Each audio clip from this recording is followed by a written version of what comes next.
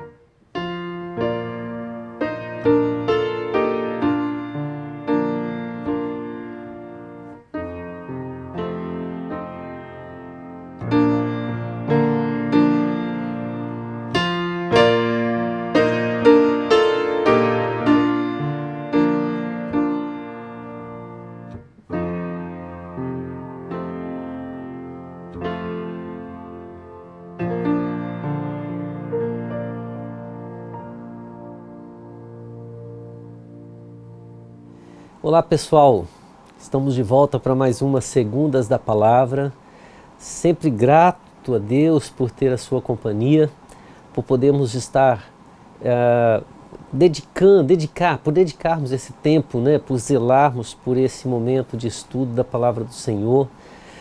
Cada vez que eu preparo o estudo, eu faço aquela olhada para trás e vejo o tempo da nossa caminhada. Para quem começou a nos acompanhar agora no sistema online, né? Não está desde o primeiro estudo, que já tem mais de 3 anos, e sabe a preciosidade que é para a gente esse conhecimento, esse conta-gotas da Palavra do Senhor, que a gente vai semana após semana garimpando, cultivando.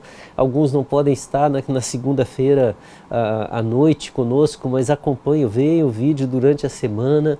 Olha, eu quero agradecer muito a sua perseverança, a sua participação, e quero dizer assim, vocês são a principal razão de eu me dedicar para esse estudo dessa forma simples. A gente aqui não está querendo fazer estudo com profundidade exegética, histórica, os dados. A gente quer ler a Bíblia, ver as lições que aprender o básico da história, entender essa aplicação nos nossos dias pela ação e pela mediação de Jesus, pela direção do Espírito Santo, que é a base do nosso estudo. Nós cremos que o autor da Bíblia é o Espírito Santo, e esse autor inspirou homens para que pudessem escrever os textos. E a gente entende, e o desejo maior dessa sequência de estudos é entender o que o Espírito Santo está trabalhando para nós através da inspiração que ele fez a estes homens nesses versos sagrados da Palavra de Deus.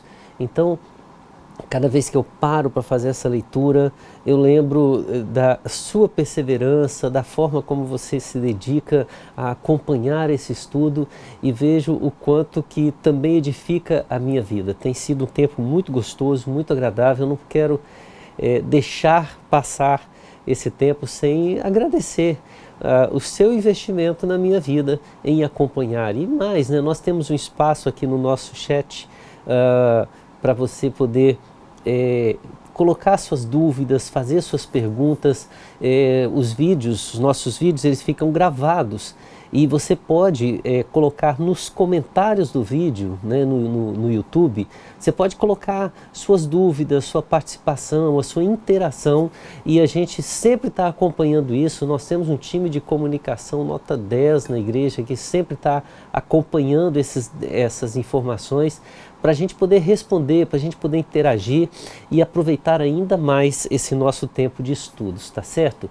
Que Deus abençoe muito a sua vida, continue te dando a perseverança em conhecer a palavra de Deus, que cremos firmemente. É o conhecimento da palavra que nos liberta, é o conhecimento da Bíblia que nos apresenta ao Salvador Jesus. Se a gente for apenas pelo que falam da Bíblia, nós vamos conhecer aqueles que interpretam e explicam de acordo com a sua forma. E eu gosto sempre de dizer, um dos que mais usa a Bíblia para pregar é Satanás. O diabo, ele usa a Bíblia para fazer as suas pregações. E claro, ele prega de forma maravilhosa. Tem até uma história que dizem que Lutero, certa vez, ouviu em sonhos uma belíssima pregação sobre uma verdade bíblica, e ele foi querer saber quem estava pregando, e ouviu, quando chegou perto, viu que quem estava pregando era o diabo. E ele ficou assustado e perguntou ao diabo, né, como que ele poderia estar pregando a Bíblia com a verdade. E a resposta que ele colocou é que a verdade pregada de forma mentirosa, ela causa mais danos do que a própria mentira. Então, assim, muitas vezes a gente olha para a palavra de Deus e tenta conhecê-la pela leitura de outros. Eu falo, a gente lê a Bíblia com os ouvidos, não com os olhos, né? A gente lê entendendo o que falaram, e a gente deixa de ver o que a Bíblia é, o que a palavra de Deus fala. E na segunda-feira nós estamos tentando ler, entendendo junto, interpretando junto. As participações de muitos de vocês em perguntas e em esclarecimentos têm me ajudado tremendamente, né? Eu recebo às vezes no WhatsApp, às vezes o comentário no chat mesmo, e esses comentários, eles me fazem rever o texto, reavaliar. E gente, olha, muito obrigado, tem sido muito gostoso para mim, e mais gostoso ainda saber que vocês estão crescendo no estudo da palavra do Senhor. Nós estamos em 2 Samuel, segundo livro de Samuel. Vale a pena relembrar, o livro de Samuel não é porque foi escrito por Samuel. Provavelmente quem escreveu foi Natã, Gade, que eram próximos a Davi, conhecem toda a história. Provavelmente eles colecionam relatos, ou até mesmo eles colecionam várias histórias que foram narradas no período, e escrevem a respeito do legado de Samuel. Samuel a história dele é relatada provavelmente por ele mesmo em grande parte do livro de 1 Samuel, mas a partir daí a sua história continua através do reinado de Saul, que foi preparado por ele, e através do reinado de Davi, que foi o seu investimento de acordo com a vontade e a voz do Senhor.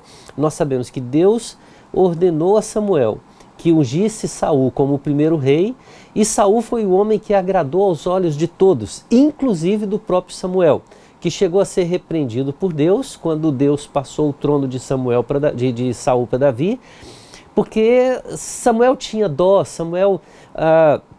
ele tinha um carinho muito especial por Saul. E agora nós encontramos Davi, que foi aquele que Samuel ungiu, não era o preferido, não era o escolhido dele, não era escolhido do povo, mas foi o homem trabalhado por Deus para assumir o trono. Na semana passada nós vimos as grandes dificuldades de Davi para ascender ao trono. Nós percebemos que ele recebe aquela notícia, né, por aquele que se apresenta como filho de Amalequita ou um Amalequita, e nós vimos que ele, ao invés de estar na guerra dos Amalequitas contra Davi, ele estava no meio do povo de Israel. Ele percebe que Saul é morto, ele é testemunha da morte de Saul, pega a coroa de Saul, pega o bracelete de Saul, traz a Davi contando uma história como se fosse uma história de heroísmo, como se ele tivesse ajudado a Saul, que no período de câimbras e vendo que não teria mais como vencer a batalha, então, para não morrer na mão dos filisteus, o Amalequita vai e o mata. Pelo menos essa é a história contada. O que a gente sabe de fato, que foi relatado no finalzinho de Samuel, do primeiro livro de Samuel, é que Saul pediu ao seu escudeiro. Isso sim seria honroso para o rei.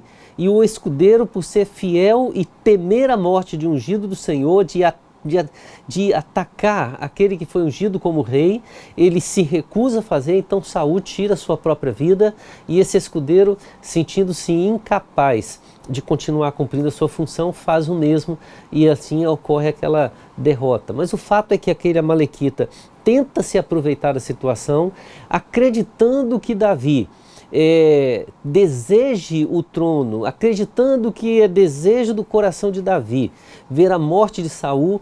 Ele leva a notícia como se ele estivesse fazendo um ato heróico. E ao chegar lá, Davi pranteia. Provavelmente a notícia tenha chegado primeiro por este homem. Esse tempo de pranto, esse tempo de choro, esse tempo de jejum leva Davi a se averiguar os fatos, e ao averiguar os fatos, percebe-se claramente a má índole desta pessoa, e Davi então o condena à morte. E esse foi o primeiro passo. E a gente pode perceber ali que Davi está tomando, né, ele está crescendo como na formação agora de um reinado, e ele precisa tomar atitude, porque se aquela pessoa deixou o seu povo, se aquela pessoa teve coragem de matar o rei, se aquela pessoa vem a Davi buscando honra por um fato que Davi abomina, se naquele momento Davi honra aquela atitude, ele estaria automaticamente autorizando qualquer pessoa no seu reino que tivesse intenção semelhante a agir contra ele. A gente tem que tomar muito cuidado nisso, né? Porque às vezes a gente elogia atitudes que são feitas com outras pessoas e esquece que quem toma essas atitudes com outros facilmente fará conosco também. Eu gosto muito de pegar aqui o exemplo da fofoca, né? É muito fácil a gente querer ouvir o fofoqueiro falando mal dos outros. Mas você já parou para pensar que alguém que fala mal de alguém para você, certamente fala mal de você para outros? Davi trabalha nessa linha. Nós percebemos também na semana passada que Davi mudou, saiu de Ziclag, que é a região dos filisteus, e foi para Hebrom, terra de Judá, da sua família, e ali os anciãos, os homens da terra, as autoridades, resolveram constituí-lo rei sobre Judá.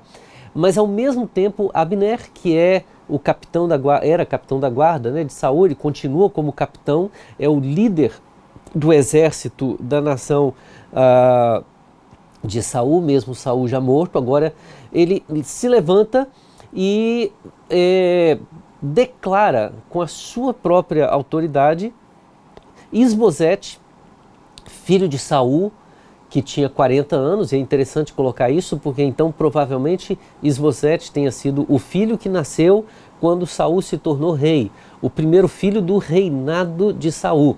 Jonatas era mais velho, já era anterior pelo que parece, né? E Isbosete então ele é consagrado rei no lugar de Saul por Abner.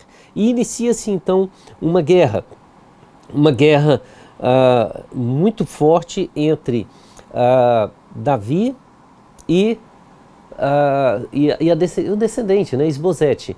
Mas essa guerra ela não é caracterizada e não é marcada pela disputa de reinado. Nós temos Davi não interessado em ser rei, temos Isbosete não interessado em ser rei. Nós temos Davi coroado pelas autoridades de Judá, temos Isbosete coroado por Abner, o capitão da guarda real. Mas, na verdade, o que se destaca a partir do capítulo 2, aqui no finalzinho, versículo 12, o que se destaca é uma guerra entre dois grandes, deixa eu usar o termo general, eles vão usar capitães aqui de guerra, mas dois grandes líderes militares.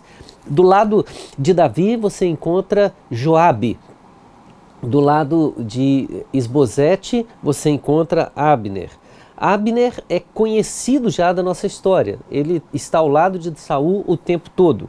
Joabe vai se apresentando aqui, o texto fala que ele é um dos 3 filhos de Zeruia. 3 pessoas notáveis que o texto vai destacar. Este Zeruia provavelmente foi um dos que se aproximou de Davi na caverna. Nós temos que lembrar que Davi está aqui agora com seus 30 anos e durante todo esse tempo algumas pessoas destacaram na vida dele. Nós vamos ver mais à frente que Davi tinha 30 homens que eram conhecidos como os 30 valentes. Desses 30, 3 eram de grande destaque. Nesses 3 nós vamos ver esses homens, os filhos de Zeruia, né, como sendo destaques exímios, pessoas que tinham habilidades fora do comum. Então, assim, pessoas que se desenvolveram na arte bélica ao lado de Davi e se tornaram grandes líderes. Então nós temos 2 grandes estrategistas militares, guerreiros, disputando o reino em nome do seu rei, né?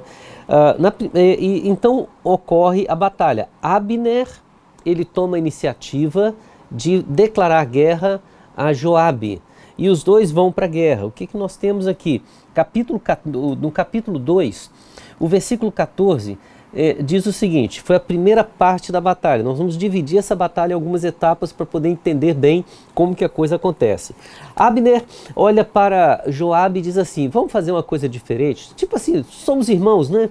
Nós somos da mesma família, da mesma tribo, então vamos fazer o seguinte: ao invés de fazer uma guerra no estilo Game of Thrones, né? No estilo essas guerras militares onde os exércitos batalham. Quem já viu os Vikings também, né? São séries que são muito legais para falar de guerra, né? Vamos fazer diferente, vamos fazer tipo um MMA, vamos fazer uma forma de luta de gladiadores, né? Vamos colocar 12 guerreiros de um lado, 12 guerreiros de outro. Provavelmente Abner teme que seja uma disputa como a que os filisteus propuseram para o exército de Saul quando tinham Golias. Vamos imaginar que de repente Abner propõe uma luta de um homem contra um homem, e esse homem, esse guerreiro de Davi, por ser um povo acostumado ao deserto, acostumado a situações inóspitas, né? Esse homem, ele pode ser extremamente hábil. Então o que Abner faz? Ele propõe 12 de um lado, 12 do outro, acreditando que a força coletiva do exército de Saul poderia ser superior à força coletiva do exército de Davi. Talvez apostando ali na ideia de que, olha, individualmente eles são muito bons, mas coletivamente eles podem acabar se contradizendo, um lutando contra o outro, e a gente pode ter chance. Então começa essa primeira da batalha. Só que essa primeira batalha, essa parte que foi proposta, olha o que Abner diz: que os moços se levantem e lutem diante de nós. Então Joabe diz: tá bem. Eles se levantaram, avançaram em igual número, 12 de Benjamim, da parte de Isbosete, filho de Saul, e 12 da parte de Davi. Cada um pegou o seu adversário pela cabeça. Olha o que o texto diz, a violência do texto, né? Meteu-lhe a espada no lado e caíram mortos juntos. Por isso aquele lugar foi chamado Campo das Espadas, que fica perto de Gibeão. Foi uma batalha daquelas assim, de segundos. Quando começou a batalha, cada um dos 12 guerreiros de Davi se direcionou ao guerreiro, ao seu inimigo, foi um para cada um, acabou sendo uma guerra de um contra um, apesar de serem 12, segurou na cabeça e furou com a espada, e ali morreram os 12 sem nem muito tempo, sem nem muita batalha. Ou seja, a primeira parte da batalha foi vencida por morte súbita, morte imediata, no primeiro round, nos primeiros segundos. Então acabou a batalha, acabou a guerra, Joabe é vencedor, está certo, está declarado. Era para Abner fazer o quê? Se render, porque dentro da proposta feita pelo próprio Abner, ele saiu como derrotado. Mas olha o que o texto diz. O texto diz que apesar de Joabe ter ganhado de forma humilhante, a guerra se tornou intensa. Versículo 17 diz: houve um combate intenso naquele dia. Houve um combate intenso. Então a proposta de Abner é que sejam 12 contra 12. Os 12 de Benjamim perderam, mas Abner então vai para a guerra, porque acredita agora que o seu exército pode superar o exército de Joabe. Então ele vai para a batalha, e a batalha se torna intensa. E o que acontece nessa segunda parte da batalha? Acontece que Abner viu o seu exército ser derrotado mais uma vez pelos homens de Davi. Um pouquinho do caráter de Abner nós podemos perceber nesses relatos. Primeiro, quando ele propõe um acordo e não cumpre, a gente mostra que ele não é confiável. Ele é uma pessoa que não segue as regras daquilo que ele mesmo propõe.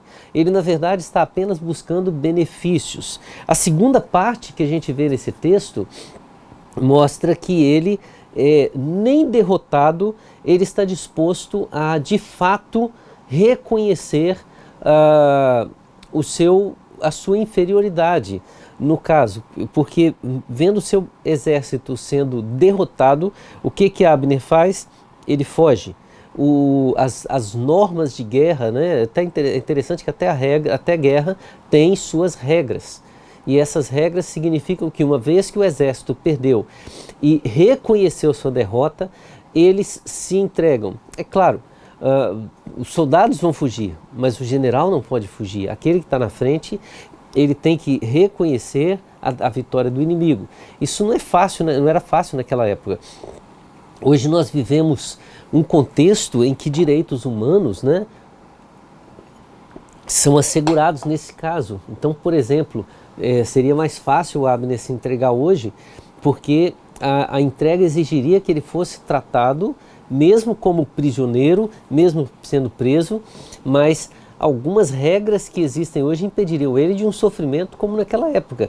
Normalmente, naquela época, prisioneiro de guerra, ele era levado para o julgamento do rei adversário. E não poucos eram os reis que decidiam por mortes, e mortes humilhantes, né? Mortes que vinham a a mostrar perante todo o povo a rigorosidade, a maldade, a superioridade daquele que foi o vencedor. Então Abner, ele provavelmente já prevê esse tipo de ação por parte de Davi e ao invés de se entregar, ele foge. Surge então um outro ponto muito interessante, porque dos versículos 18 até o 23 do capítulo 2, nós percebemos que nesse processo de fuga, um dos irmãos de Joabe, chamado Azael, que era, a Bíblia fala que ele era ágil como uma raposa, ele resolveu seguir Abner. É importante pensarmos nisso porque o objetivo de Azael não era matar Abner, não era agir de uma forma a impedir Abner de viver. O que ele queria era impedir Abner de cumprir o seu plano de fuga. Ele não quer que Abner fuja. Então ele segue, ele percebe, ele vai atrás, né? Esperando que o exército chegue e capture Abner para levá-lo vivo para o rei. Então a reação de Abner para Azael é uma reação no sentido de: pare de me perseguir e deixe que eu fuja em paz. Deixe que eu fuja em paz. Nós podemos ver isso no versículo 22. No versículo 22 do capítulo 2. Então Abner disse mais uma vez, que Abner fala para Azael: pare de me perseguir, do contrário, vou ter de matá-lo. E depois, como poderia eu olhar no olho do seu irmão Joabe? A proposta de Joabe é: deixe eu fugir em paz. Vamos fazer um complô aqui, né? Você me deixa ir embora e eu não mato você, né? É interessante aqui que a ideia do complô, olha só, o texto vai dizer que Azael não quis deixar de persegui-lo, né? Mas Abner, ele chega a propor no versículo 21 que Azael mudasse sua rota, pegasse um outro soldado, olha lá, desvia para a direita ou para a esquerda, agarre um dos soldados e pegue a armadura dele. A ideia dele você não vai conseguir me matar, você não vai querer. Pega um outro soldado e diz que você se equivocou. É mais ou menos dessa forma.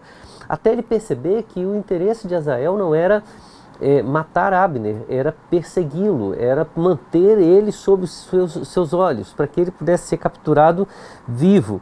Então, Abner afirma para ele que precisaria matá-lo nesse caso, porque era a única forma dele fugir, ele não conseguia se desviar de Azael. Porém, ele está com medo, porque ele olha e fala assim: como que eu poderia, depois de fazer isso, olhar nos olhos de Joabe? De certa forma, ele já está pensando em algum jeito dele se tornar um aliado ou ter o respeito do inimigo de quem que ele acabou de ser derrotado.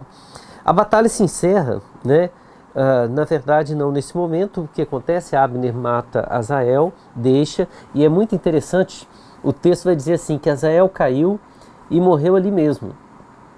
E todos os que chegavam ao local em que Azael tinha caído morto, paravam, né? Porém, Joabe e Abisai perseguiram Abner, os dois irmãos, né, que ficaram vivos. E o sol se pôs quando eles chegaram à colina de Amã, que está em frente a Giá, no caminho do deserto de Gibeão. E ali os filhos de Benjamim se reuniram em volta de Abner, formando uma só tropa, e se puseram do alto de uma colina. Essa reação é uma reação de um exército defendendo o seu comandante. Então eles se reúnem e é quase um grito de desespero, dizendo: estamos aqui prontos para morrer juntos, mas um ato heróico de dizer: morreremos lutando, morreremos batalhando, não desistiremos dessa batalha. Foi então quando Abner faz uma proposta de paz. Ele usando termos mais hoje, ele levanta a bandeira branca, né? E faz uma alegação muito interessante. Olha o que Abner fala. Então Abner gritou para Joabe: será que a espada vai consumir para sempre? Você não sabe que serão amargas as suas consequências? Até quando você vai esperar para ordenar ao povo que deixe de perseguir os seus irmãos? Vamos recapitular aqui. Davi foi, pelas autoridades da tribo de Judá, coroado rei em Hebrom. Abner não aceitou a coroação e levou Benjamim a reconhecer o reinado de Isbosete, através não da liderança do povo, mas através do seu ato, da sua decisão. Abner vai ao encalço de Joabe para guerrear contra o povo de Davi. Faz uma proposta, que seja uma proposta de guerra entre representantes, 12 de cada lado. Ele perde. Perde, mas ao invés de parar a guerra, ele ordena ao seu exército que avance contra o exército de Joabe. E esse exército de Abner perde a batalha. Ao invés dele se entregar, que deveria fazer, ele foge. E na fuga, ele encontra alguém que insistentemente tenta impedi-lo de fugir. Ele mata essa pessoa que é irmão do comandante adversário. E agora que ele está encurralado, ele não tem para onde fugir, ele sabe que a sua morte será certa. Ele faz uma proposta de paz alegando, primeiro, será que a espada vai consumir para sempre? Ele joga para Joabe mais ou menos assim: será que você não vai cansar de tentar nos matar? Será que o seu desejo de matar é tão forte, tão intenso, que você não vai parar jamais? A segunda palavra, você sabe que serão amargas as suas consequências, ou seja, você vai ter que conviver com uma consciência pesada, você vai correr o risco de levantar todo Israel contra você. Consequências serão dolorosas se você continuar dessa forma. E no final, ele diz ainda assim: até quando você vai esperar para ordenar o seu povo que deixe de perseguir os seus irmãos? Gente, é interessante essa postura, porque enquanto Abner é o provocador o tempo todo, ele não consegue perceber que a reação de Abner está diretamente ligada à sua insistência em uma atitude irresponsável, em uma atitude de quebrar o compromisso, em uma atitude de não se entregar, em uma atitude de preferir matar o irmão de Joabe, a pessoa que estava tentando fazer ele cumprir uma regra pelo menos da guerra. E agora ele chama esses de irmãos, ele coloca como numa situação de indefeso, injustiçado, como se ele estivesse sendo perseguido por uma guerra que não foi provocada por ele. Irmãos, quantas vezes a gente convive com pessoas que não conseguem perceber sua parte de culpa, seus erros, suas falhas. Estão constantemente provocando, mas quando estão perdidos, atacam. E quando atacam e nem assim conseguem êxito, se colocam numa posição de vítima e acabam tentando criar uma desestabilização, né, para simplesmente ter a chance de se reorganizar na sua vida e de repente voltar para suas atitudes maléficas. O que Abner está querendo aqui, nesse momento, é simplesmente sair vivo daquela história. Para ele não importa os 12 que morreram, não importa depois o exército que morreu, e ele não está aqui preocupado com aqueles que se colocaram ao lado dele para defendê-lo. O que ele quer é sair vivo da história. E para isso ele se coloca numa posição de vítima, indefesa, que está fugindo da perseguição cruel, injusta de Joabe. E é interessante que Joabe agora ele aceita, né, esse pedido de paz. Ele aceita esse pedido de paz. e diz assim: tão certo como vive Deus, se você não tivesse falado, só amanhã cedo o povo cessaria de perseguir cada um seu irmão. Então ele tocou a trombeta e todo o povo parou. E eles não perseguiram mais a Israel e a luta acabou. Essa parte é concluída com a afirmação do autor do livro, no capítulo 3, versículo 1, de que a guerra entre a casa de Davi e a casa de Saul durou muito tempo. E isso gerou o enfraquecimento da casa de Saul e o fortalecimento da casa de Davi. Deixa eu colocar uma lição preciosa em cima dessa conclusão. Nós podemos dizer que as nossas lutas nos fortalecem quando a luta é justa, mas as nossas lutas nos enfraquecem quando o objetivo é fugaz. Muitas pessoas entendem, e a gente tem que pensar nisso, que cada batalha, cada luta nos fortalece. Depende. Um atleta, ele é orientado pelo seu treinador a fazer os exercícios que fortalecem a sua musculatura, que levam a ele a romper os seus limites, e isso leva tempo. Não adianta eu entrar hoje numa academia esperando ter um corpo de atleta daqui a 15 dias. E então essa luta que a gente passa para dia a dia superar os nossos limites, superar as nossas dificuldades, quando bem assistida, promovem um corpo saudável, vai trazer para nós inúmeros benefícios. Mas no momento em que eu resolvo utilizar de outros artifícios, seja químico, seja até mesmo numa desobediência, o treinador fala que eu tenho que pegar no máximo 20 quilos, mas eu acho que aquilo é pouco, resolvo pegar 30 quilos.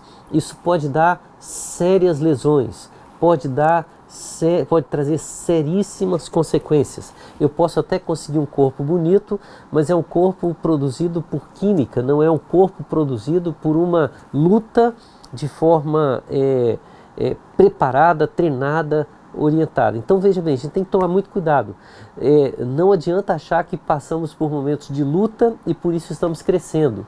A luta que a casa de Davi, de Saul, estava tendo era uma luta contra a vontade de Deus, era uma luta de um exército que se enfraqueceu em cima de vingança, era uma luta por vingança, era uma luta por manter o poder, era uma luta simplesmente para manter o ego agora de Abner. Não era uma luta para que realmente viesse trazer a justiça ou a força para aquele que Deus queria que estivesse no reinado. Então, a luta que a gente tem com objetivos fugazes, com objetivos torpes, com objetivos egoístas, é uma luta que nos enfraquece, que tira o ânimo, que prejudica os outros, que cria um ambiente extremamente inadequado para a nossa própria sobrevivência. Mas quando a luta é uma luta justa, é uma luta para se alcançar um objetivo que Deus quer, é uma luta coletiva, nós estamos lutando por algo que tem a ver com a direção de Deus para a nossa vida, não é algo pessoal, é algo que realmente vale lutar. Essa luta nos fortalece. E é isso que nós vemos em Davi. Davi está lutando não para ser o rei. Davi está lutando para se defender daqueles que querem tirá-lo de um reinado que foi prometido pelo Senhor, mas ele mesmo nunca correu atrás para se tornar esse rei. Então a casa de Davi se fortalecia em uma luta justa. A casa de Saul se enfraquecia numa luta fugaz. Os capítulos 3 e 4, eles vão narrar o primeiro grande desafio de Davi. Cessou essa guerra, né? O tempo passou e acontece uma situação muito interessante. Abner volta para sua casa, continua o seu reinado. E aí você pensa assim, ele foi terrivelmente humilhado, né? Calma, a história precisa ser bem contada. O capítulo 3 ele precisa ser lido com muita atenção, com muito cuidado. Abner, ao voltar, você tem uma pausa no escritor, do versículo 2 ao versículo 5, ele vai dizer a prosperidade que Davi está tendo. Parece que o tempo de guerra deu uma pausa. Houve constantes conflitos, mas Davi está vivendo um tempo de aparente paz em Hebrom. Então ele registra aqui os 6 filhos que Davi teve nesse período, ou seja, a ideia de registrar o filho é a prosperidade do reino estava sendo garantida. Davi estava tendo uma família real sendo formada. Vamos agora para o palácio de Isbosete. No palácio de Isbosete, onde estava o governo de Saul, em Benjamim, Abner, ele resolve se tornar a maior autoridade. Ele deixa o poder subir a sua cabeça e ele vai a um local que é quase um local sagrado dos reis. Morreu Saul, as suas esposas e suas concubinas, elas ficavam em uma espécie de um harém, e elas eram honradas, respeitadas, mas elas deveriam ser intocadas. Não podiam ser, elas tinham como se fossem viúvas do rei, elas viveriam no status de viúva do rei, nenhum outro homem poderia tê-las. Entretanto, Abner, ele se sentindo no poder e na autoridade maior naquela região, ele toma uma das concubinas de Saul e tem relações com ela. O texto vai dizer que Isbosete não gostou dele ter feito isso e ele vai tirar satisfação. Isso foi suficiente para que Abner abandonasse Isbosete. O versículo 11, ele mostra que diante da atitude de Abner, o que Abner fez? Repreendeu, falou assim, olha, quem é você? Tipo assim, quem é você para falar isso comigo? Já que você quer me comandar, falar isso de mim, tchau, estou indo embora, eu vou me aliar a Davi. A pergunta que eu faço é o seguinte, o texto diz que o rei, Isbosete, que era o rei, ele não fez nada porque ele tinha medo de Abner. Abner está governando por medo, por pavor. De que adianta ter nome, ter fama, ter poder e faltar coragem? Isbosete não pode fazer nada diante daquela situação. Então Abner propõe uma aliança com Davi. E Davi pede uma prova de fidelidade.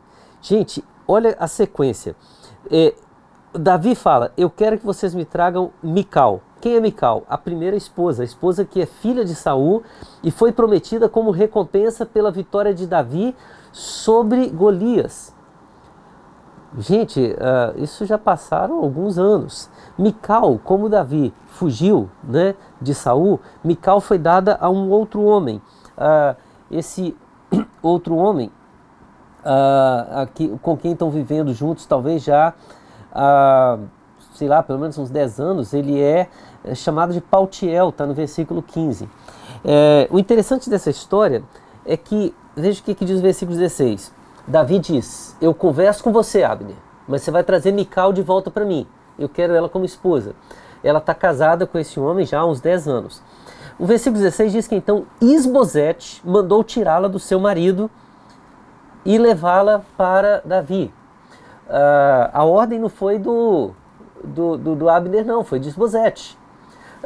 Isbosete está ordenando que se dê a Davi o que pede porque Abner exigiu. E o texto vai dizer no versículo 16 uma coisa interessante, olha, seu marido acompanhou caminhando e chorando atrás dela até Baurim. Então Abner disse a ele, volta para casa. E assim ele consegue o acesso ao rei. Abner toma 3 atitudes antes de chegar a Davi. Ele primeiro reúne os anciãos de Benjamim e anuncia que vai passar para o lado de Davi.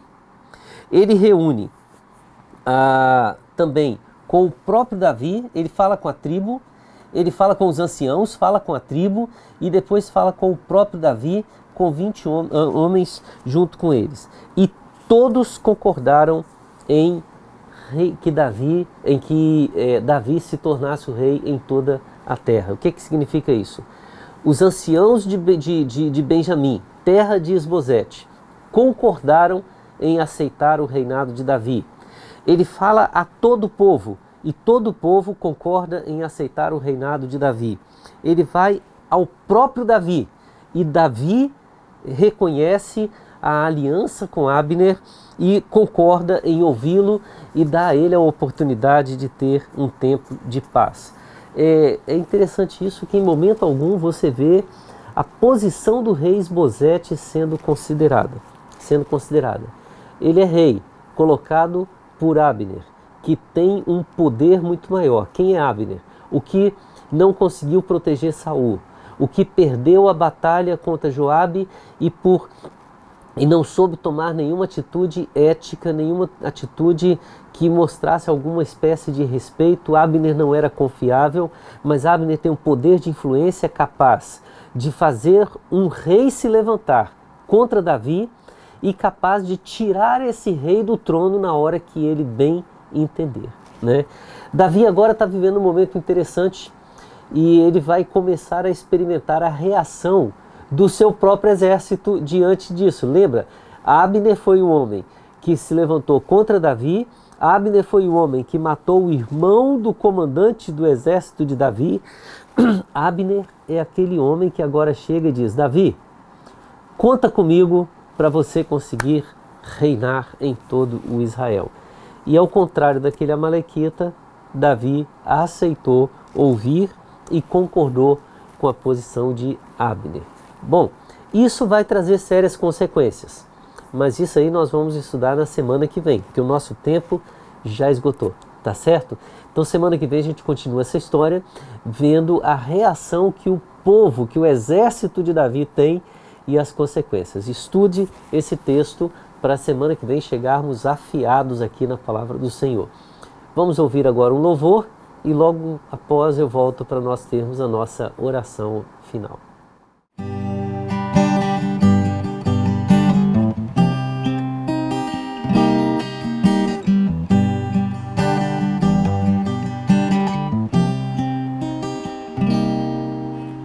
Sim, eu sei, Senhor, que Tu és soberano.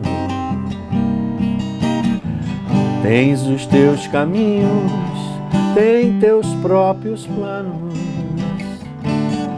Venho, pois, a cada dia, venho cheio de alegria e me coloco em Tuas mãos, pois és fiel. Sim, eu sei, Senhor, que Tu és poderoso. És um Deus tremendo, Pai de amor bondoso. Venho, pois, a cada dia, venho cheio de alegria e me coloco em Tuas mãos, pois és fiel. Fiel é Tua palavra, ó Senhor. Perfeitos Teus caminhos, meu Senhor. Pois eu sei em quem tenho crido, também sei que és poderoso para fazer infinitamente mais, para fazer infinitamente mais. Sim, eu sei, Senhor, que Tu és soberano. Tens os Teus caminhos, tem Teus próprios planos. Venho, pois, a cada dia, venho cheio de alegria e me coloco em Tuas mãos, pois és fiel. Sim, sei, eu sei, Senhor, que Tu és poderoso. És um Deus tremendo, Pai de amor bondoso. Venho, pois, a cada dia, venho cheio de alegria e me coloco em Tuas mãos, pois és fiel.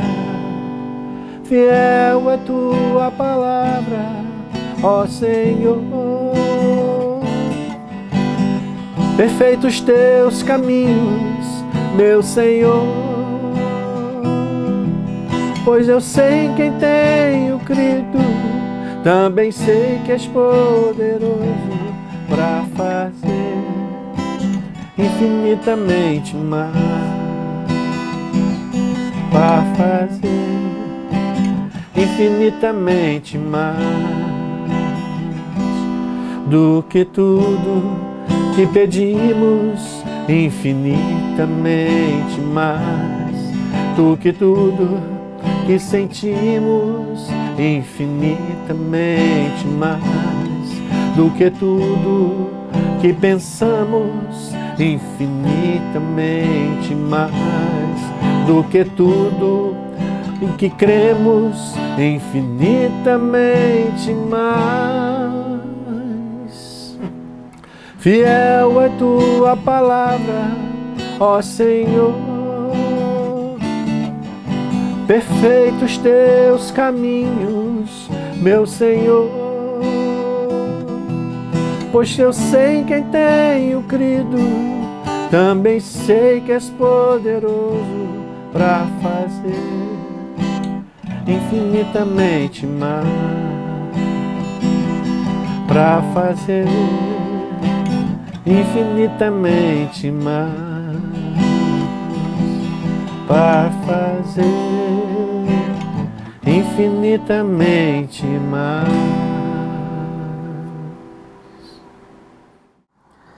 Vamos orar. Deus, nós sabemos, ó Pai, que passamos por lutas. São muitas as lutas.